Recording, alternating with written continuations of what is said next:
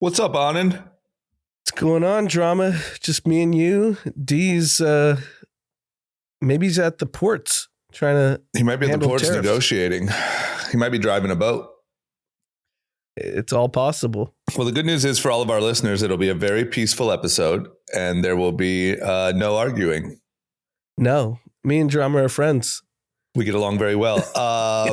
Also, Anand, it's a huge, we're coming up on a big weekend. It's both Coachella coming up this weekend, as well as the Masters. Yeah. Are you going to Coachella? I think I'm going to go for a day. What about you? No. This year, I think I'm sitting out. Tapping out? Yeah, I'm thinking about going Saturday. For Revolve? Yeah. No festival. Who's performing there? I don't know. I didn't ask. I mean, it'd always be fun. They always put on a great event. So it's probably good. So much easier. Also, just a really easy way to see all the friends. And I won't deal with the festival. And just go see everyone and say hi, probably. I do feel maybe it's because of our age. Stagecoach has a lot of momentum. Yeah, I think I might try that too, actually. I think it's our age. Yeah. Like I know Hav and the boys are all going to Coachella, but they'll probably hit Stagecoach too. But I know people in our age group that already have plans for Stagecoach.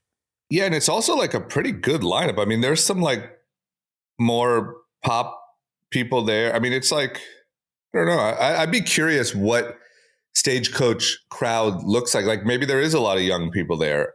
But I do think that LA people, it seems like the trend is the slightly older crowd, the old Coachella crowd is very much transitioned to Stagecoach this year. Yeah, they graduated. Right. And the pricing's probably, I don't know. I haven't looked at I haven't either. Houses. I'd be curious if it's now creeping into Coachella pricing. You would think that it would. But I think houses are a little cheaper this year. When does Revolve say we have to do Coachella and Stagecoach? I know. I'm surprised they don't this year. Do we know that they're not? I don't know, but I know they're doing something Saturday, as you do too. At Coachella, you mean? Yeah. Yeah, I mean, I think they have. I mean, I saw Risa post a thing on her close friends that was like their schedule, and it was nuts. It was a lot of stuff. Yeah, you would think they would probably add it to their menu. Yeah, I wonder. I feel like this year you would think there would be quite a bit of brand things, but I don't know. I have to see it. I'm just guessing. But when you look at that lineup, it's like a full. I mean, it's not like random country artists. Is Post Malone Coachella or Stagecoach? Coachella. He's headlining Coachella. Got it. And Green Which is Day. funny. I mean, I know we've told this story on the pod, but I just have to tell it again. Is like I forget what year, but probably like 2013 or 14, we invited Post Malone to his first Coachella.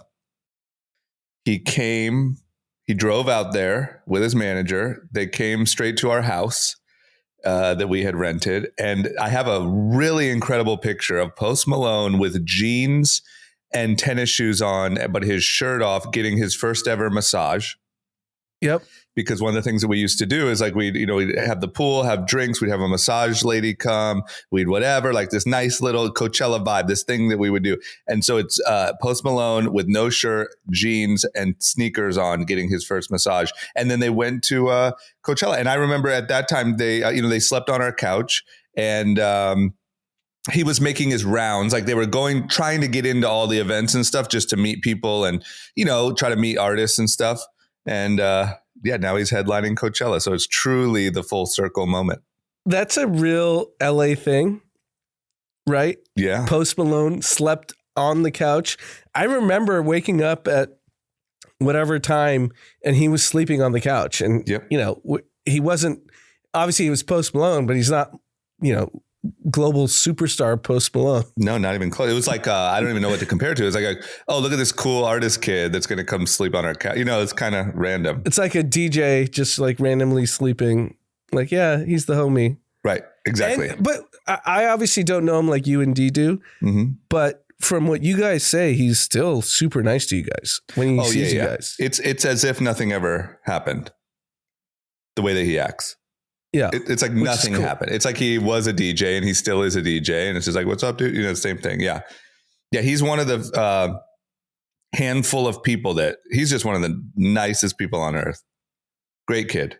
But I mean, geez, it's just, I think we've told this story before, just like I was trying to find the picture. I was going to hold it up to the camera, but I couldn't. But we've told the story before, just in terms of like, you know, how big he got and how interesting it is. But him headlining Coachella, I think, is like the full circle. I mean, even thinking then of like them going around to try to get into parties to meet artists. Like I remember them saying like something about like, oh, there's this party and A$AP Rocky's performing there. And, you know, I think I know his manager, maybe we can meet him, you know, whatever. And to go, if you would have told them then that you'll be headlining the entire festival, I don't think anyone would have believed it. No one would have guessed it. And I'll never forget, we did the Reckless Post Malone party at Bootsy Bellows. Right. And he still wasn't Post Malone, but White Iverson had already taken off. Yeah, yeah. And I think Kylie had posted it on Snapchat. Yep. And even the H-Wood guys were like, why are there like 500 people outside the club? Right. Right. Like no one understood that this was bubbling. Yeah. And that was at a time too. Remember her Snapchat was like the artist maker. Right. Yeah. She was making artists. Yeah. Yeah. Famous. It's cool. So, you know, what are you going to say?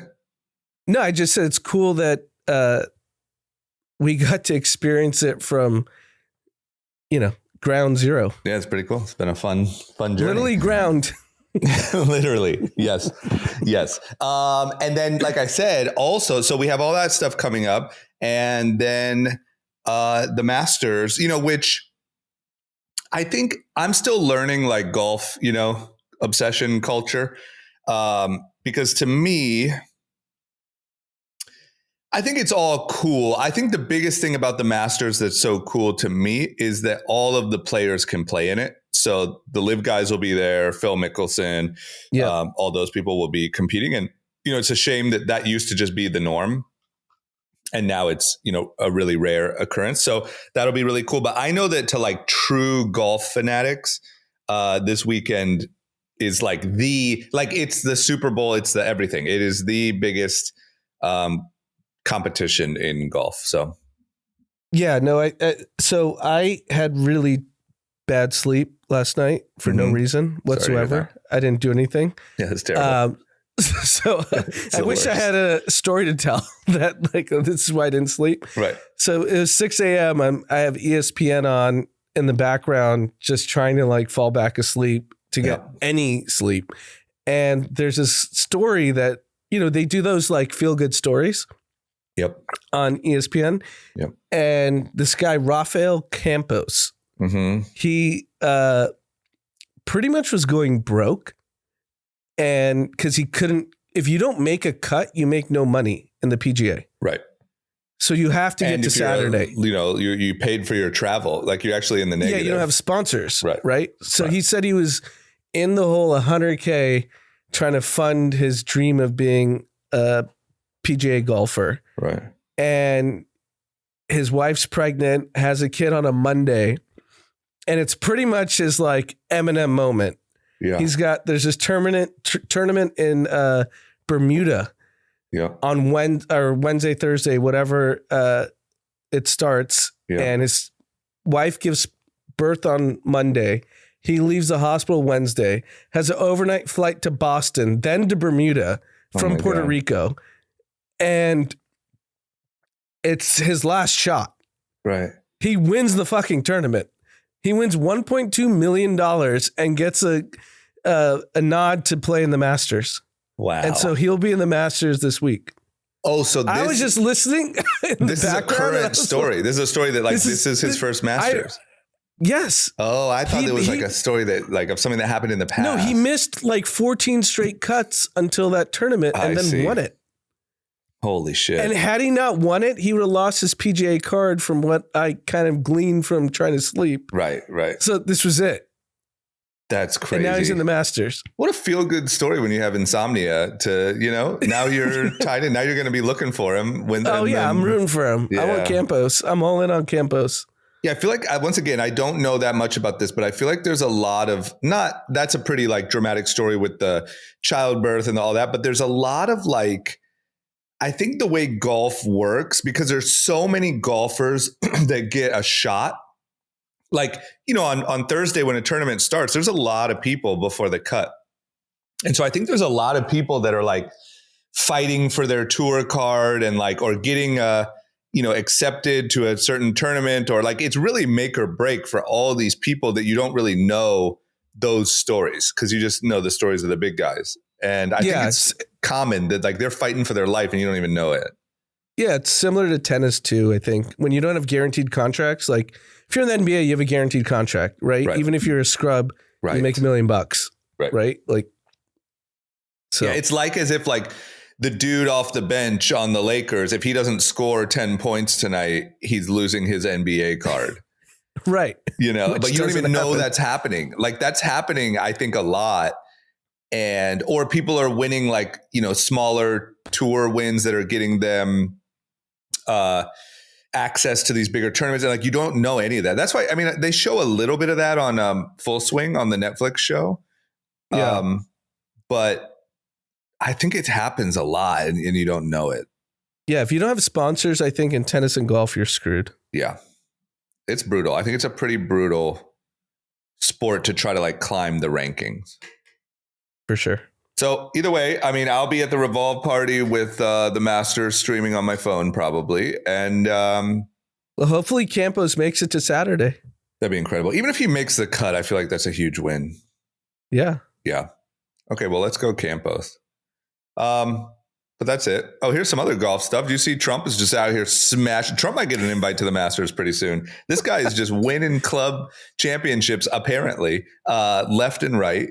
He just won the senior club. He had to share the championship, though, this time. I don't know why. Which is pretty funny. That's because he tied with someone? Yeah, but why would he share it? He's a fair and honest man, So we have a listener that I'm not going to out him, but he had a buddy that played in the last club tournament. Yep. I think it was like 3 weeks ago where he won again. Right. And the caddies told the people in Trump's group, like, if you think you're going to beat him, just leave the club. Like, it's not happening. Oh, right. When they started the round. Right. Yep. And it'll lead into what we're about to talk about. Yep. But you're not allowed. He gets it on the look. You play golf. I don't play golf. Yep. But apparently, if he gets even remotely close to the hole, they just say, "Congratulations, Trump, Mr. Trump. You got the hole." Right. So he doesn't have to do those like 2 or 3. Which is a big deal. Like the gimmies, like the way that it kind of works when you're playing like with the boys is if the ball is within a putter length away from the hole, it's a gimme. Yeah. Now, we don't do that every time, but like let's just say you have a really good shot and it's a gimme and you don't want your boy to blow it. You're not competing and you're like, yo, that's a gimme, dude. Just take the birdie or whatever. But the joke is that like what if my putter's 10 feet long? Like what if what about 3 putters? Like, so there could be a little bit of shenanigans going on. And here's the other thing that I will say is Trump, from watching that Bryson DeChambeau thing, which is the best I've ever seen Trump's golfing on video. Now, of course, you could have always edited it and stuff like that, but he's really good. Like he's not a bad golfer. So is he good enough to go win all these club championships? I have no idea. You really believe he can hit in the 70s if they're not giving him gimmies? 70s is no joke. I think he can. I think he's capable of it. Yeah. He's good. Like, I'm not kidding. You just know as a golfer, like when you watch that Bryson DeChambeau thing, he just has some shots that are good. Like it's old man style, like it's like he's driving the ball super far. He has a really weird swing and all that stuff, but it surprised me. A lot of the shots in that video. So what I'm saying is it's not like it's not like if he shoots in the 90s, but all of a sudden he's winning all of these championships. Like, I think that if you were to like give him an edge, like give him a lot of gimmies or give him a whatever, he could very easily win all these championships. So I don't know. I would love if anyone out there, any of our listeners, anyone else, because I know you have some on, I know you have that guy, but anyone else has any inside info on any potential shenanigans, I would love to know. I mean, how is this guy just uprooting? So I have a second source, right? Okay. Yep. You have to have sources, right? That's right. We're journalists. Yep. The second source told me even his biggest supporters are like, he's the biggest cheat in golf. Like, these are like total MAGA guys. Right. And they're like, he's just a cheater. Because how are you uprooting global trade, negotiating with the world on war, and meanwhile winning club championships? Right? Like, if you're 78, 79 at this point, I think he's turning, you can't beat like a 48-year-old in anything. Like, if I were to play against a 78-year-old basketball player, I probably would beat them. Right. It checks out. I mean, I will say, as much as I would like to battle you on this one, your reasoning checks out. But it's just wild to think that like you would sort of blatantly Kim Jong-un people, you know, like everyone would know. You know, like you can't do it secretly. I have two sources, so it's pretty good. It's pretty good. I'm not going to argue with two sources. And I will say, like I said, on the video, he's better than I thought. But do I think that he's just, you know, going out to any club? I mean, there are guys at these club championships that are really, really good. You know, like, it's not like there's people that are members at these clubs that are, you know, have negative handicaps. Yeah. I mean, and everyone says that it's impossible to keep winning. Right. Like, I know people that have played at these club championships. The one time they won was like the greatest moment of their life. Right. You don't go on a multi-win. Win every time. No, you don't. Well, hey, Donald Trump does. So it's just wild. It's just, I mean, where do we want to start now that we're in Trumpville? All right, let's get right into it. This is meat and potatoes. We wanted to have a little like kind of lighthearted banter before we get into what's really going. I'll say this is a good episode to do this because there would be a high risk of a U&D argument around these topics. And so now we can just rip through them peacefully, you know? Yeah, no, I agree. So where do you want to start? I mean, the market futures are already fucked. Yeah, the futures have corrected a little bit since the open. So the futures started at 3 p.m. Pacific. Yep. And the S&P was down 5. So just for context, the S&P 500 Thursday and Friday was down 10%. Yep. And it was down 5% at 3 p.m. right at the open. So you're talking between Thursday and Friday, it was a $6 trillion loss for anyone who held anything in the S&P 500. Right. And then it would have been 10. Let's see where it corrects. I've talked to many people in the last 72 hours that were new Trumpsters. Right. That said, you know, this is the guy that understands, as flawed as he is, he's a markets guy. He's a business guy. He's going to do what's right for the capital markets. Right. They've all turned on him 100%. Actually, 99.9% with one of our co-hosts not here. I wonder what the general, because like, I don't know. I haven't had those type of conversations in my life. I did see the one flawed contribution to the stats I did watch the All In pod on Friday where they seem still pretty gung-ho. No, only Chamath, no. But Friedberg even too, right? No, Friedberg he has a 4.5 minute rant. You could pull it up on Twitter, right? Where he basically said this protectionist tariffs are terrible for innovation And then he also brought up, which I thought I didn't even know until I listened to that pod. He said China is basically eliminating IP infringement. Right. I saw that. They already have the blueprint for all our goods because they make it all. Right. Whether it's iPhones, Nike, Microsoft, you name it. And he's like, you could sell Microsoft Word for $5. Right. Because they already have the blueprint. Right.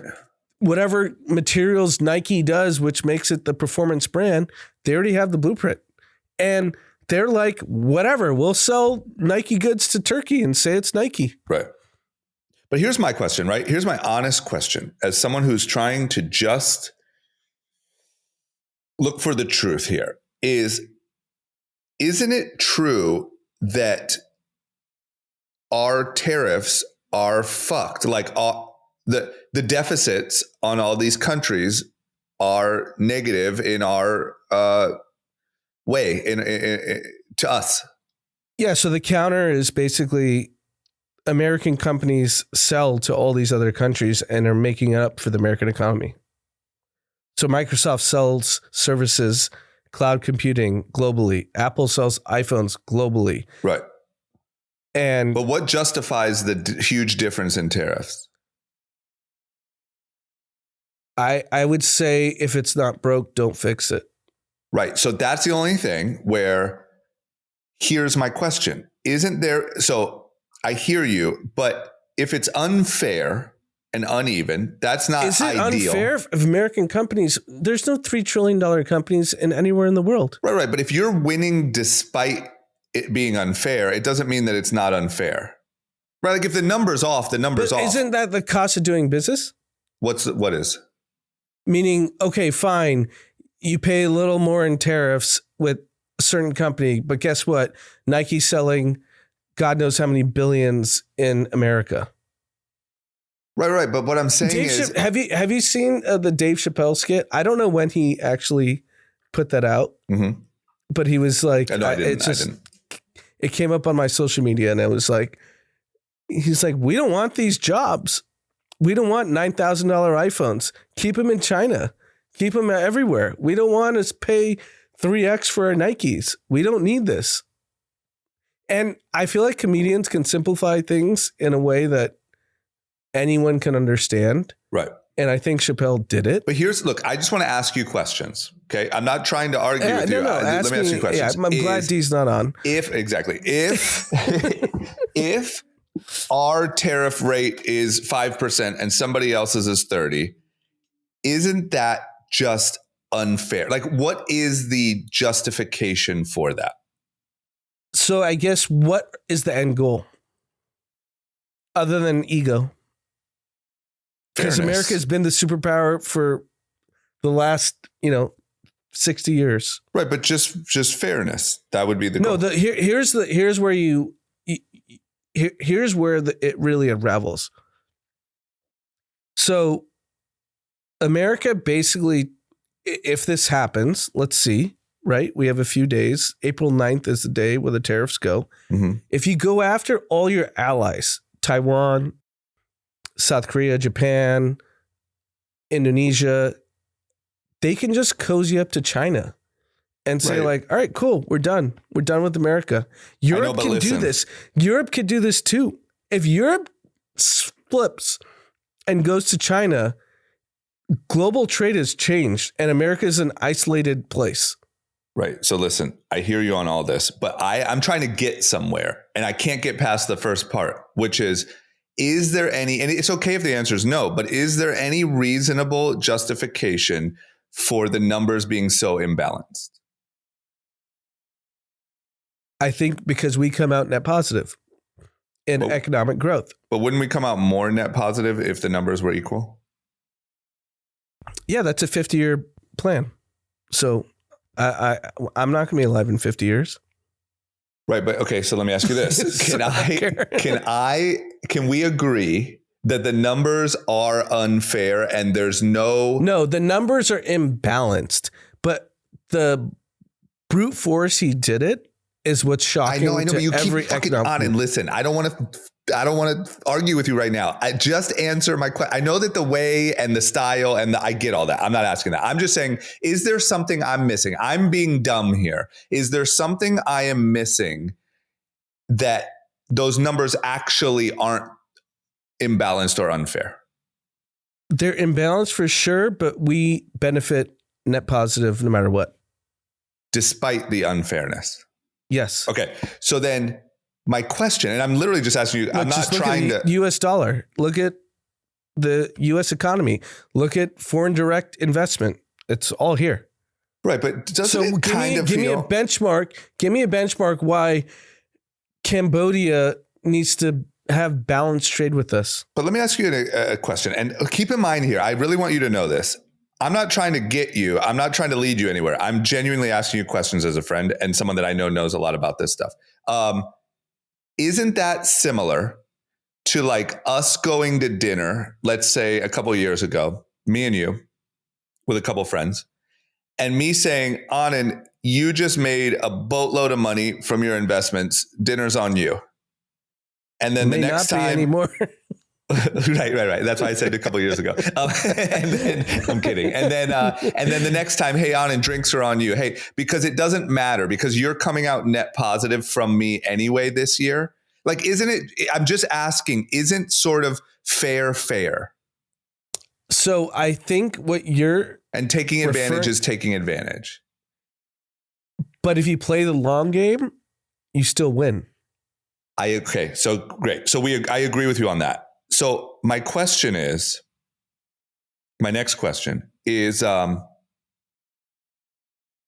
what if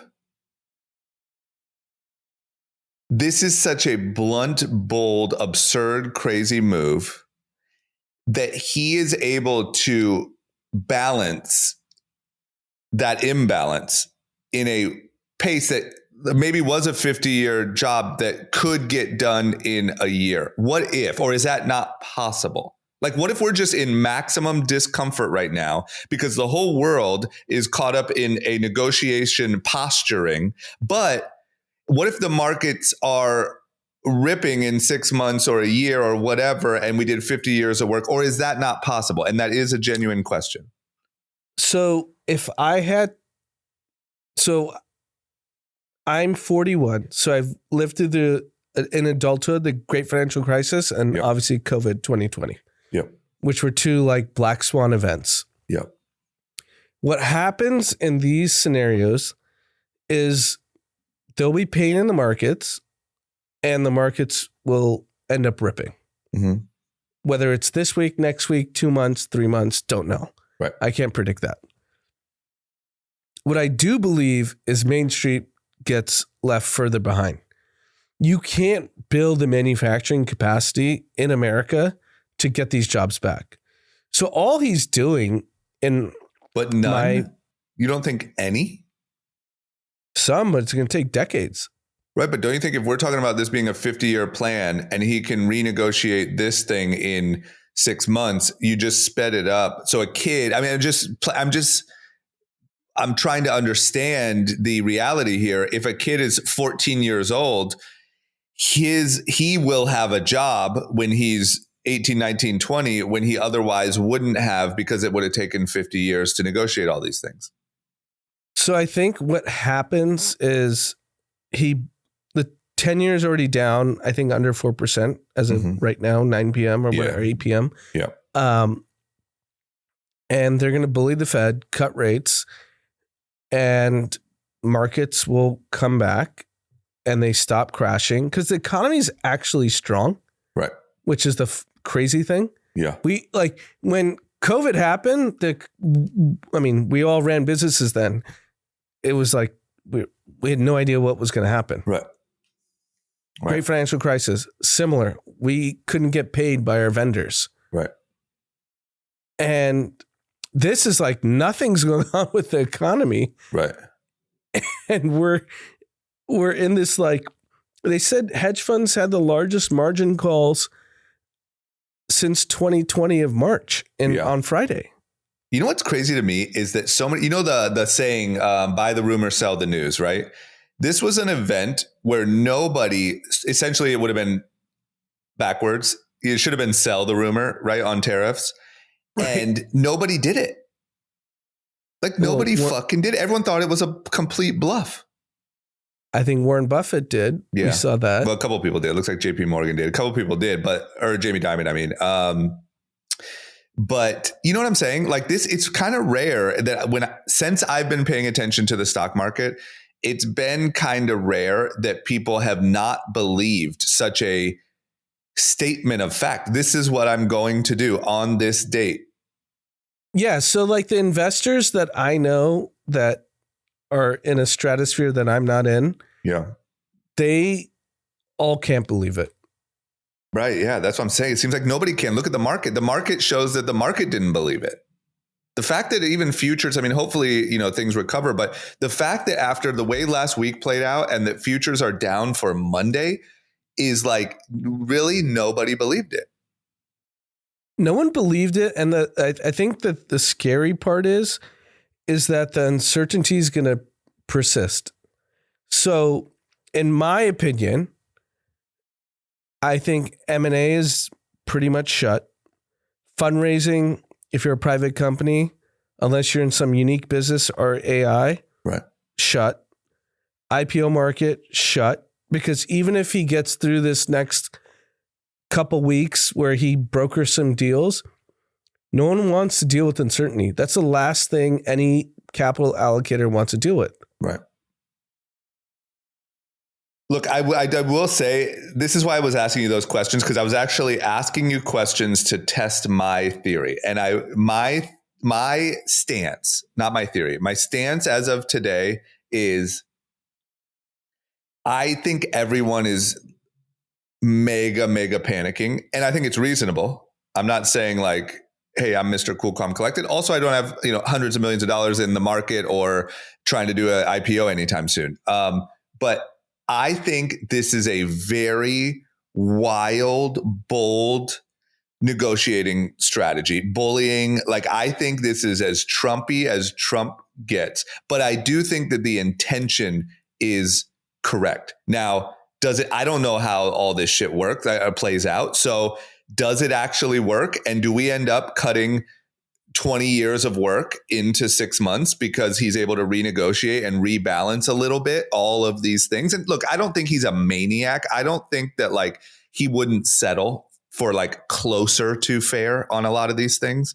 But if you were to sorry, go ahead. Well, just do we end up doing 20 years of work in 6 months, having a way better balance? We do have more jobs offered in the country because there are more manufacturing and things being built here. I'm not saying all of it. I'm not saying take it all out of China and it's here. I don't think that's realistic either. And I agree. I don't think people want the 50 cent a day jobs, but I do think that there's a lot of stuff that can be brought here. And, I also have a different perspective because of my hometown and seeing, the last time I told you guys this, the last time I went home for Christmas, I really tried to learn as much as I could about like, why was my city built where I grew up? Why was Cleveland built? And it was all steel and manufacturing and rubber and all that stuff.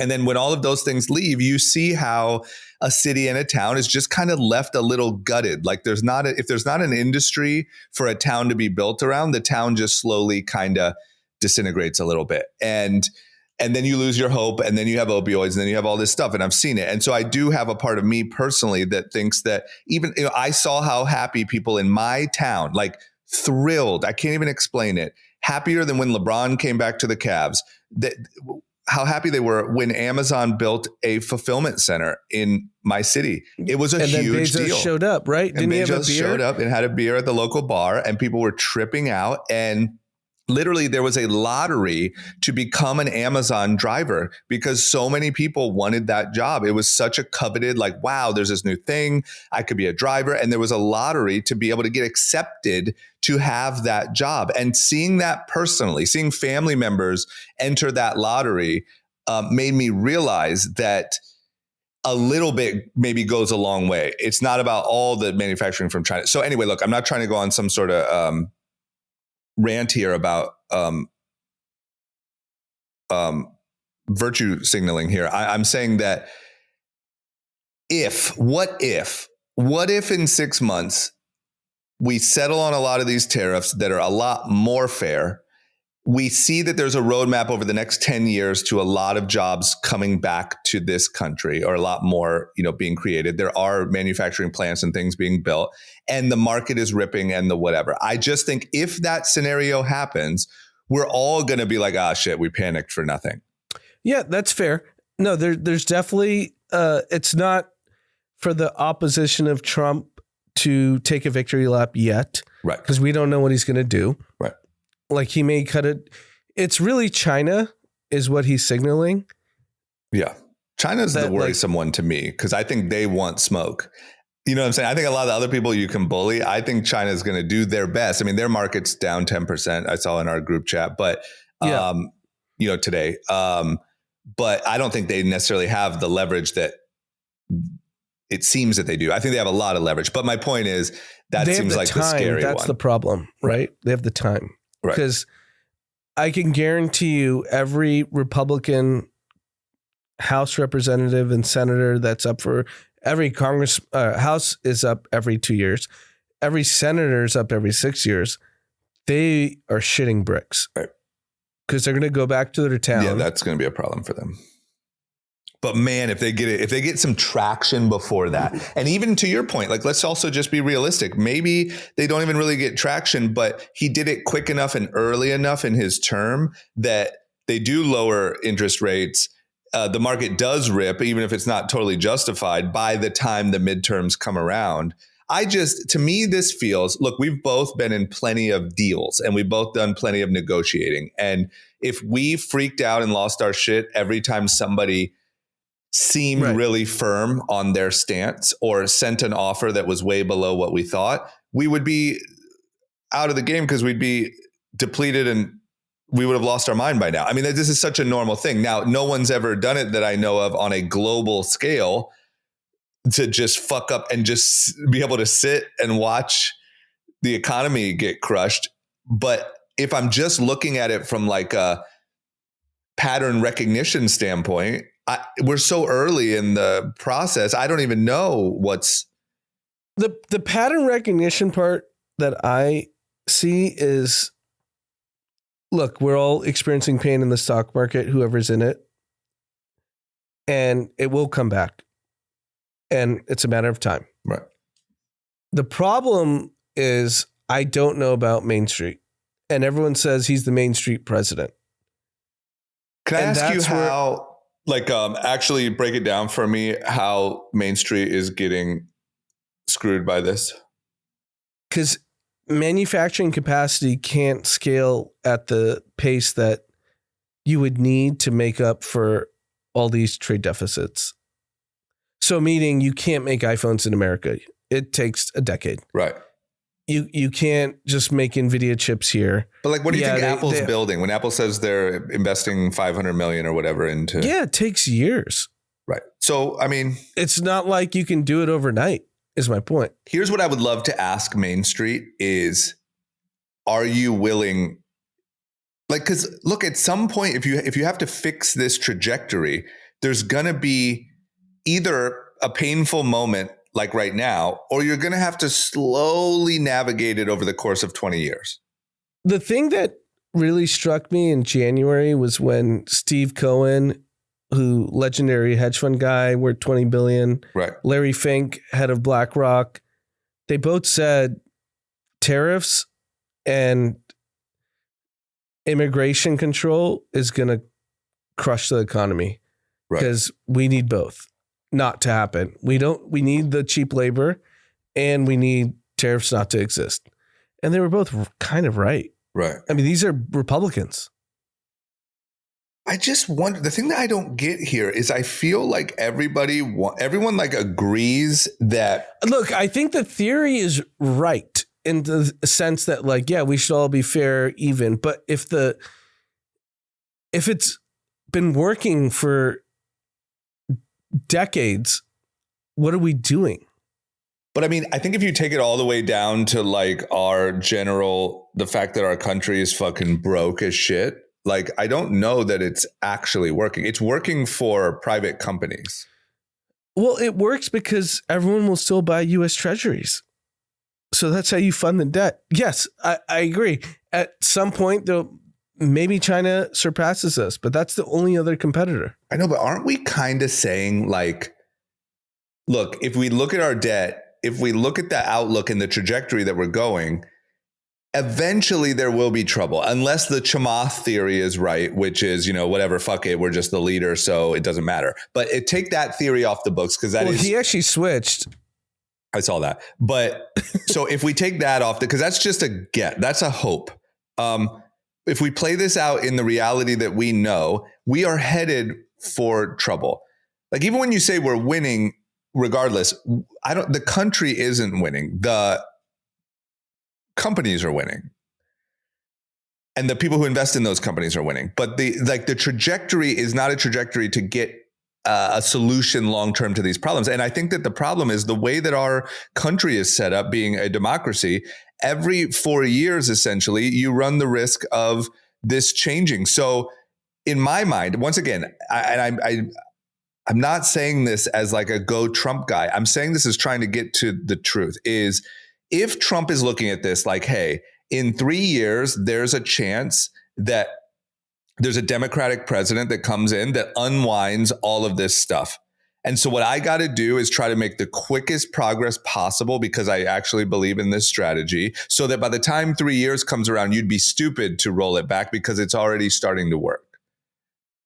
Because the problem is the reason why, I love democracy. I love all of our stuff. I really love it. But one of the really dumb things about it is the fact that every 4 years or 8, you undo the other guy's progress and do your strategy. And then 4 or 8 years, you undo his progress and you try your strategy. So if we're talking about a 20, 30 year plan here, there's no way to pull that off. That's where China has us. Yeah, no, I agree. And I think you're coming at from a perspective that actually value that you obviously go back to Ohio a couple times a year and you see how bad it's gotten. Right. So like, I don't have that perspective. Right. And my question to that is, I'm just curious, and I'm going to ask my Ohio people is like, how do you feel? Like, are you willing to take the pain because you believe in the future? Because I know that one of the things about living in any of those small towns is you just feel like no one is looking out for your future. And I wonder if they feel like at least this is looking out for the future of small town America, even if that's in 10 years, at least someone's talking about it. Yeah, it'd be interesting to, if you have cousins that are in their early 20s that just are entering the workforce, how they feel about it. Yeah, I'm going to ask them. Because that's once again, here's my take. My take is very simply that I think we're still so early in the process. And I think this isn't. That's the thing. It's a multi-decade process. And he doesn't have multi-decades. No, I agree with you on that. But I'll say like, even as far as like our own sanity, I would say it's like I think in like 6 months, I'll be able to at least form an opinion of like, that was stupid. That is looking good. That, like right now it's just so early. I think it's wild that he went about it like he's negotiating for fucking leasing a new car and just is like playing hardball with the entire world economy. I think that's crazy. But if in 6 months, all these things look so much more balanced and the economy's ripping and people are building fucking factories and plants left and right, I can't be mad at it.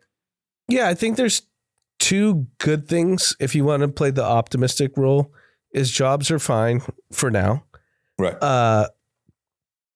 And earnings were strong in Q1. But I will say when you have these types of corrections, if you're a CEO, you have to like strongly look at your company and cut costs. Yeah, for sure. I saw some charts. There were some charts in our chat about a lot of layoffs. Yeah, I think I can't imagine. I put this in our Discord. I said, any responsible CEO has to wake up Monday morning and tighten the ship Right. Because you don't know what's going to happen next. Right.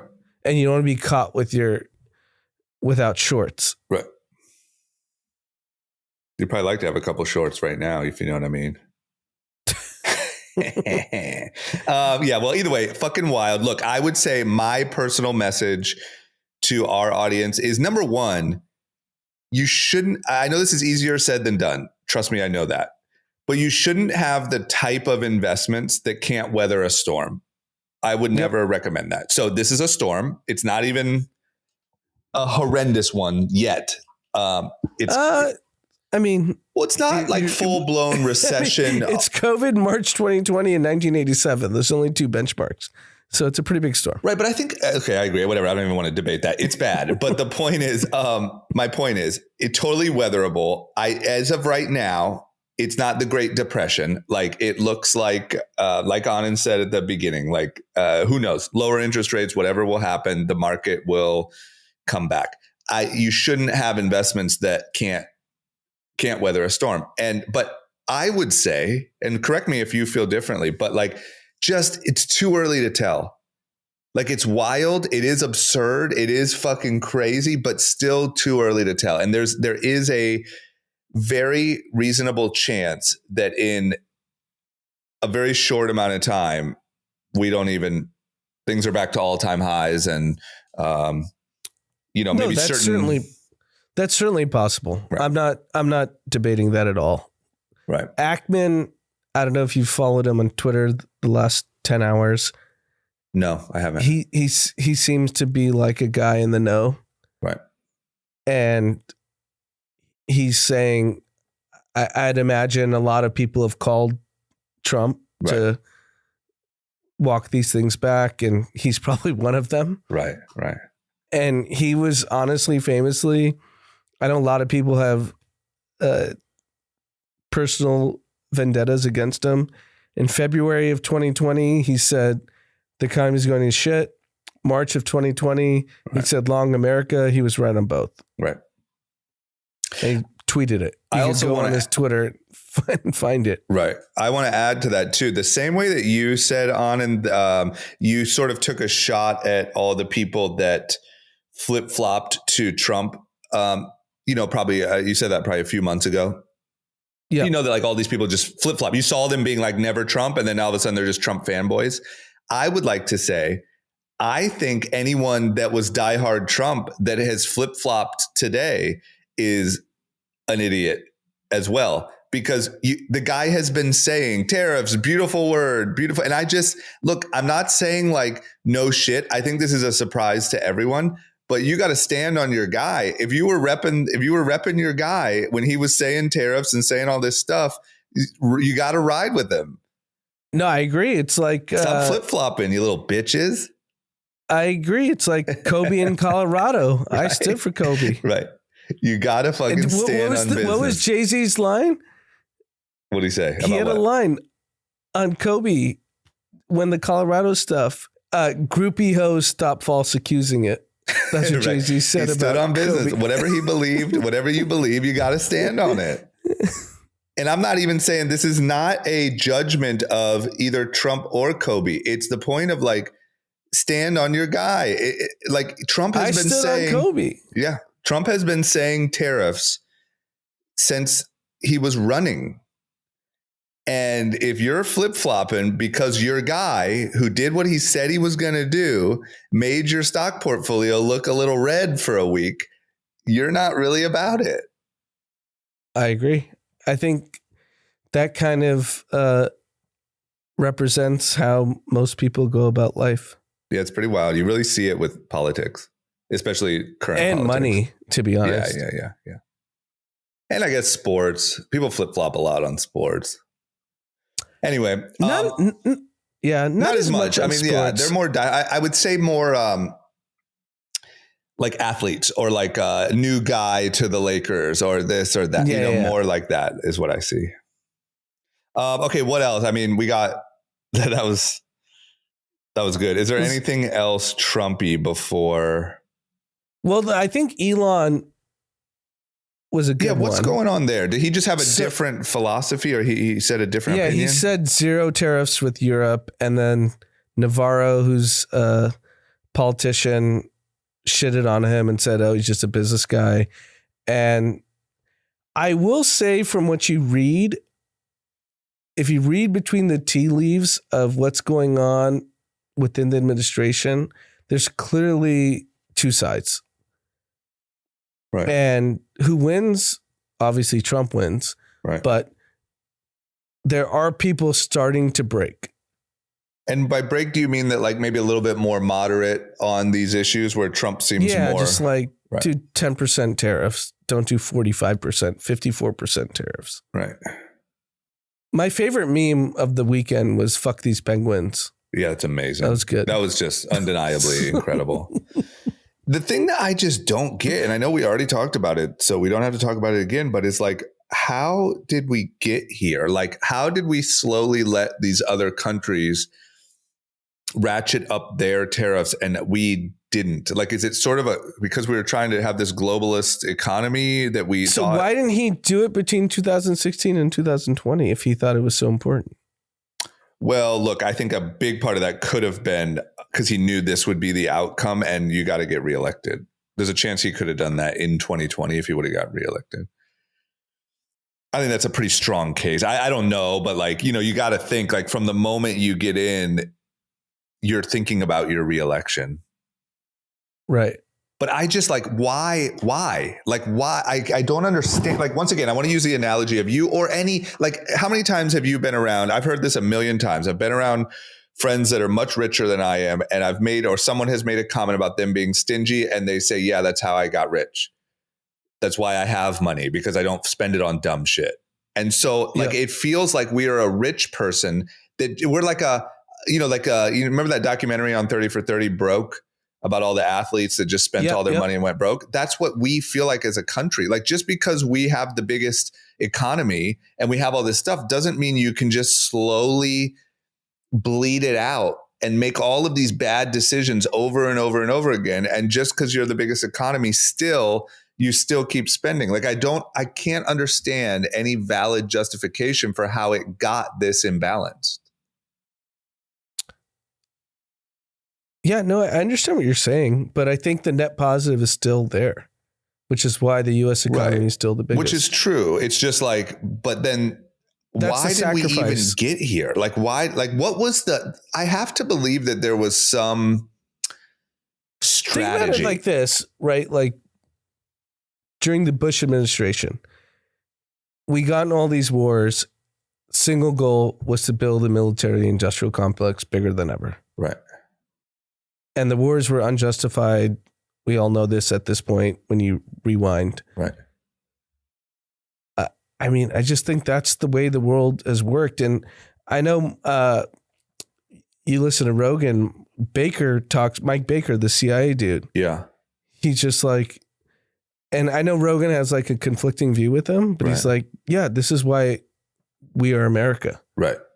We blow money on stupid shit, but guess what? We control everyone. That's his point, right? I believe. I don't always listen to his episodes, but I believe that is a take, and I get that take. I just don't get. Because like there was that dude, Dave Smith, who's a libertarian. Yeah. Was like shitting on everything America does. And then Rogan brought up Baker, who's a Republican, by the way, right? Right. He's a Republican. And he's like, this is the cost of doing business. Yeah, I get that. I get that. I just don't understand. Like, to me, there will be waste. There will be fraud. There will be all this stuff. But guess what? America's still number one. I know, but why the fuck are we giving away? Like if you're number one and you're like, fuck it, we have some fraud because it's just so big, you're going to have fraud. Yeah, there's some wars and some violence and some shit, but like, fuck it. We're number one. We have the biggest military. Everyone's scared of us. Got it. I get it. But why do all that work and spend all that money and do all that shit to be so dominant and not use it? Like, once again, as business. Guess what? You know why? Why? Because me and you get to go home to our house and sleep at night. I know, Anand, but that's not my point. My point is this. We know, okay, once again. I don't fear a bomb coming in to where I live, and neither do you. I know, but that's just helping my point. My point is, if you have all this power, which means leverage, why give it away? Why give someone, let them tariff us 30% and us 5%? Why? You're the bully. You did all the gross, crazy shit to have all the power and all the leverage. I don't know any business person on earth that knows they have more leverage than the other person and instead does an unfair deal for themselves. I've never seen that. Yeah. I mean, that's the Mike Baker counter.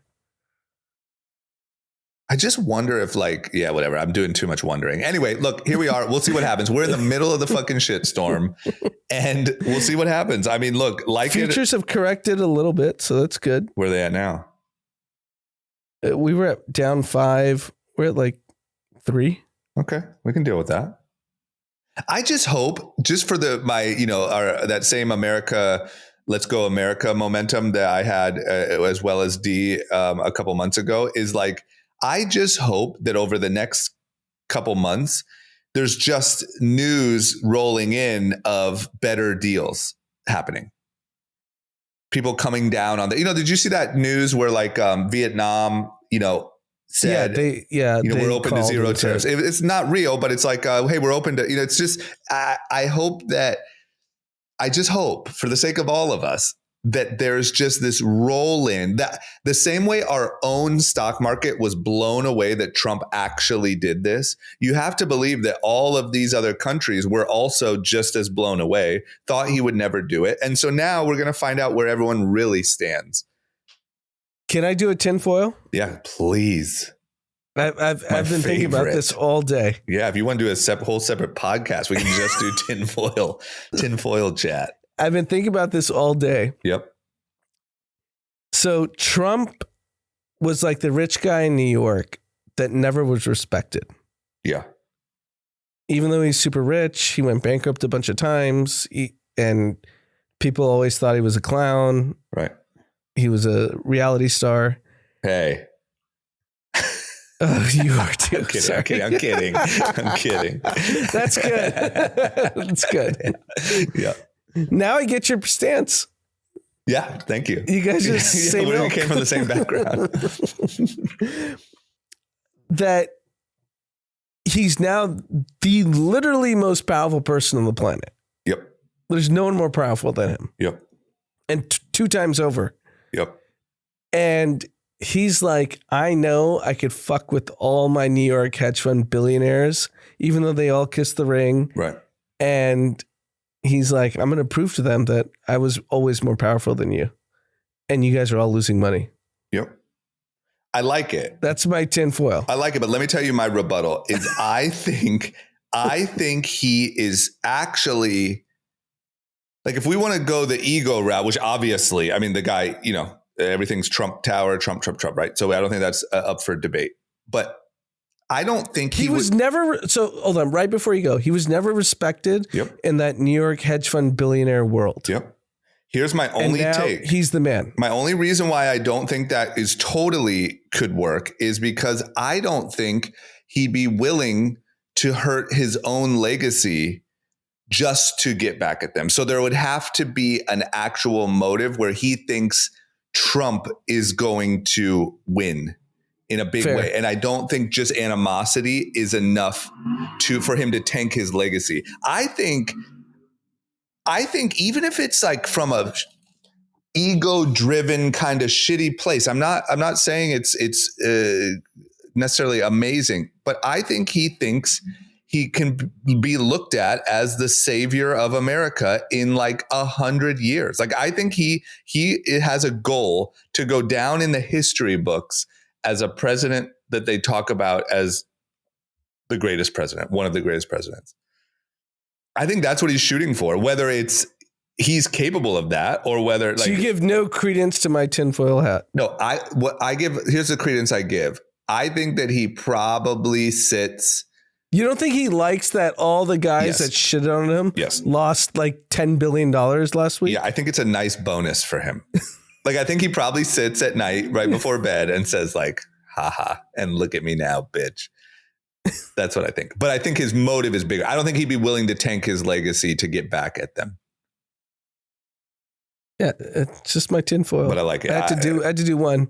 I mean, the way that I would give anything to know what actually goes on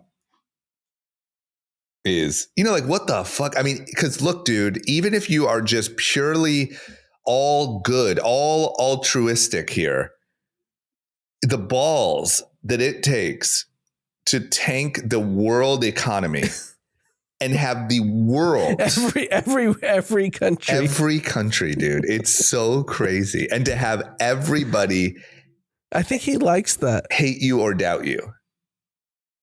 Everybody, like who? I mean, yeah, there's a couple, of course, there's some people. And of course, who's the guy? Was it Treasury Secretary that said it's a Mag 7 problem, not a MAGA problem? Yeah. And then there's rumors that he wants out. Right. So, but my point is, like, other than a couple, loyalists, like everyone right now is like, dude, little too far.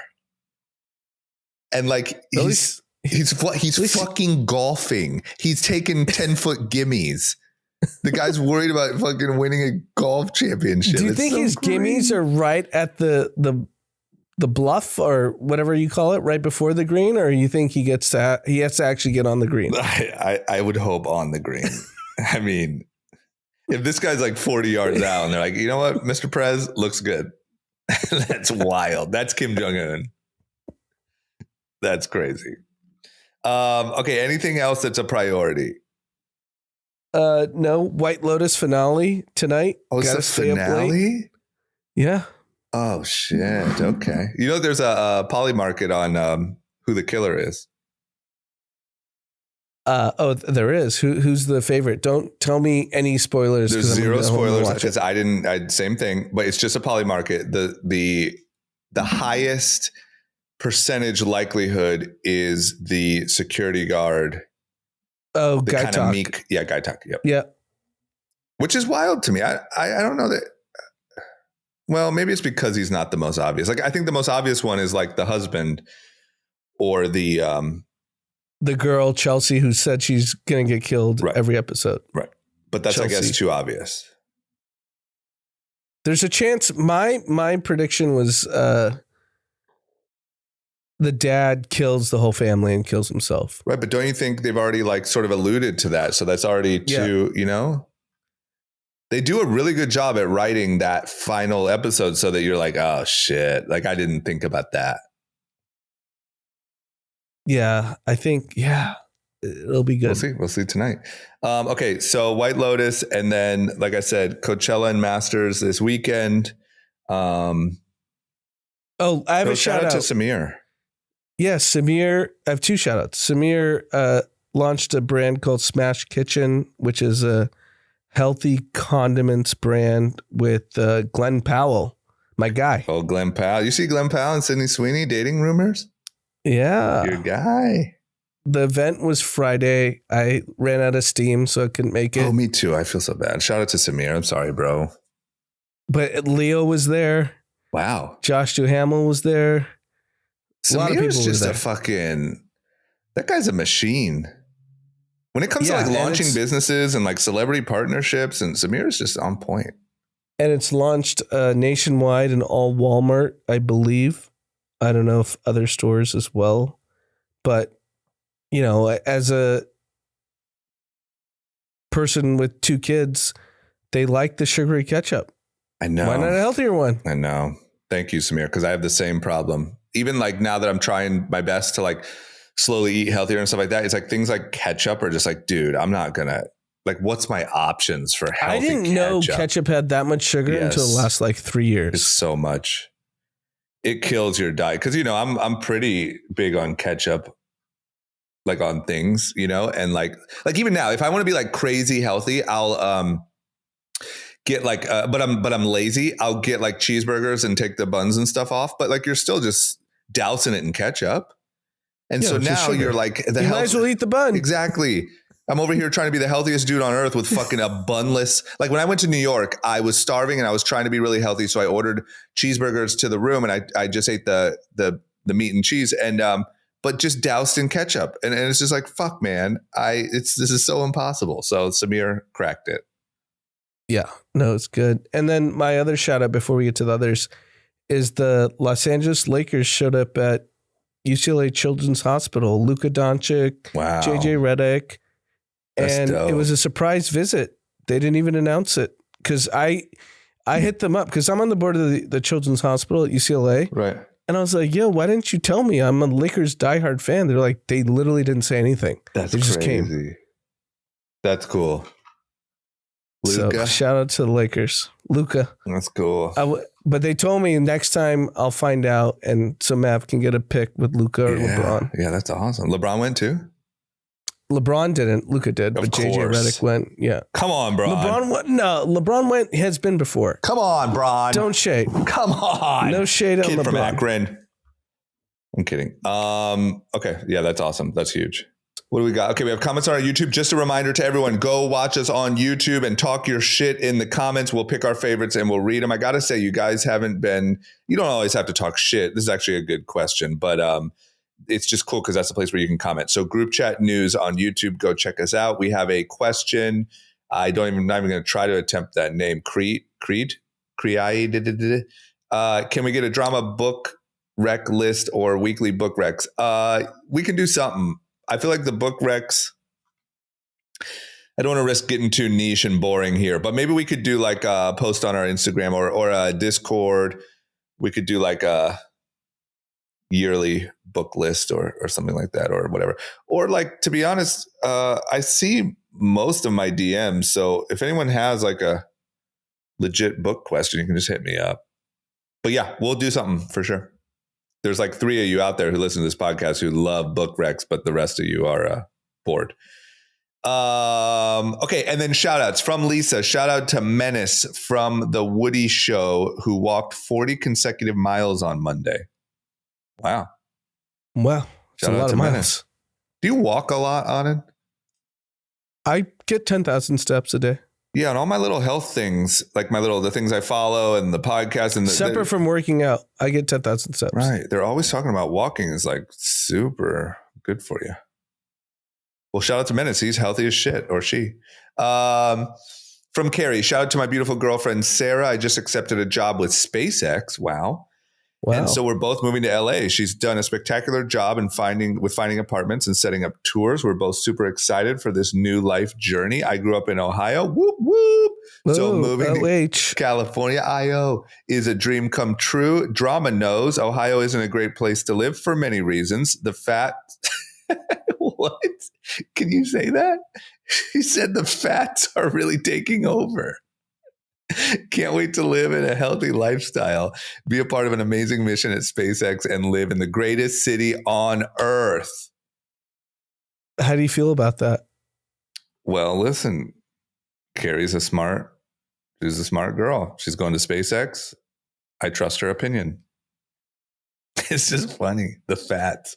But that's cool. I love that we have listeners that work at SpaceX. Maybe we get like a tour or something, like see once you get in there and get kind of settled, if you can send us some merch or like maybe drama can go to space. Yeah, send me to fucking space. Anyway, shout out, congrats, and welcome to LA. From David, I shouted her out before, but shout out again to my wife, Taylor. Monday, she celebrates 5 years sober. She's crushing it with her job and taking care of our 7-month-old Mav.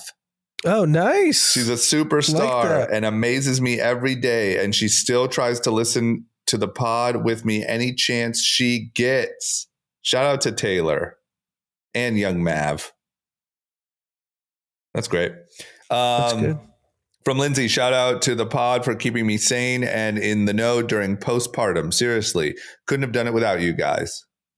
Shout out to you, Lindsay. Thank you. And then, 2 more. From Carissa, my baby daddy, Pedro. We refer to group chat as his podcast, as in, what did your friends say about it on the pod this morning? Because of him, I love you guys. Thank you for making us look like pop culture wizards. You got it. And we are your friends. And what's funny is most of our actual friends say the same thing. They listen to the pod and they feel like we talk every day, even though we don't. So Yeah. There you go. We're all friends here. And then last but not least, from Sean, shout out to me for doing me. I don't know how the fuck that made the cut. That's a great. Jesus Christ, Sean. God damn it. I don't know how you snuck through, but shout out to you, buddy. Okay, well, that's it. Listen, fucking hold on tight this week. That's my advice. And futures aren't puking as much as I thought from the beginning of the pod. Okay. So let's see. Look, either way, the one thing you can pretty much count on is everything's going to recover. We're going to be at all-time highs. We'll be all right. But what's crazy is crypto's actually held. That's what I can't believe. It's first time. That is true. Thank God, though. Like, why the fuck? What bums me out so much is when gold is like at all-time highs, but crypto is like was more pacing the market. That's so backwards. Right. Yeah. Okay, well, there you have it. Thanks for listening, and we'll see you guys Wednesday. Let's hope we're not poor by Wednesday. Yeah, if we can still afford mics, we'll talk to you on Wednesday. If not, we'll start a GoFundMe. Everyone have a great week.